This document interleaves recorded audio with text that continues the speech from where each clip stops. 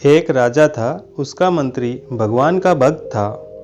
कोई भी बात होती तो वह यही कहता कि भगवान की बड़ी कृपा हो गई। एक दिन राजा के बेटे की मृत्यु हो गई। मृत्यु का समाचार सुनते ही मंत्री बोल उठा, भगवान की बड़ी कृपा हो गई। यह बात राजा को बुरी तो लगी, पर वह चुप रहा। कुछ दिनों के बाद राजा की पत्नी की भी मृत्यु हो गई। मंत्री ने कहा, भगवान की बड़ी कृपा हो गई। राजा को बहुत गुस्सा आया, पर वह उस गुस्से को पी गया, कुछ बोला नहीं।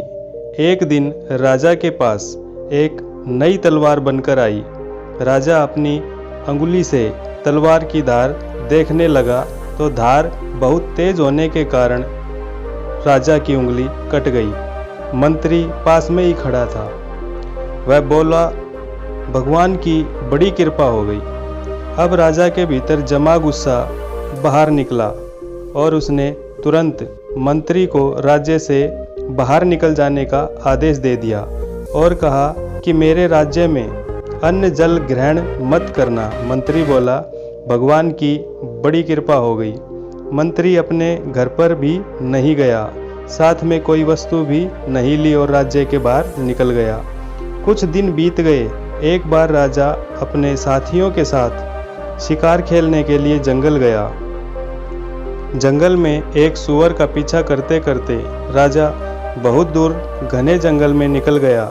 उसके सभी साथी बहुत पीछे छूट गए। वहां जंगल में डाकुओं का एक दल रहता था। उस दिन डाकुओं ने काली देवी को एक मनुष्य की बलि देने का विचार किया हुआ था। संयोग से डाकुओं ने राजा को देख लिया। उन्होंने राजा को पकड़कर बांध दिया। अब उन्होंने बलि देने की तैयारी शुरू कर दी। जब पूरी तैयारी हो गई, तब डाकुओं के पुरोहित से राजा ने पूछा, तुम्हारा बेटा जीवित है?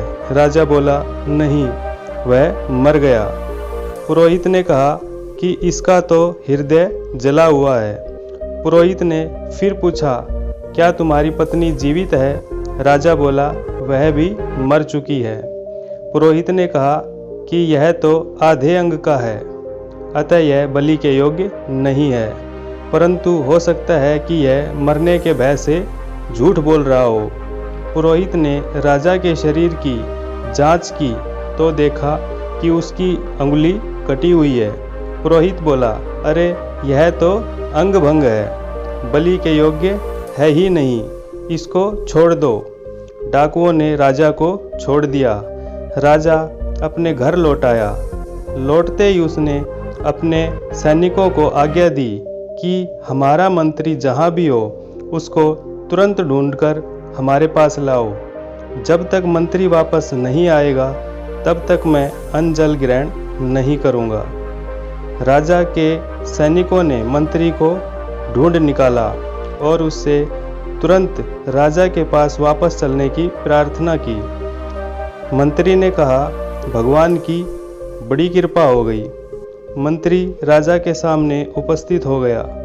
राजा ने बड़े आदर पूर्वक मंत्री को बैठाया और अपनी भूल पर पश्चाताप करते हुए जंगल वाली घटना सुनाकर कहा कि पहले मैं तुम्हारी बात को समझा नहीं, अब समझ में आया कि भगवान की मेरे ऊपर कितनी कृपा थी।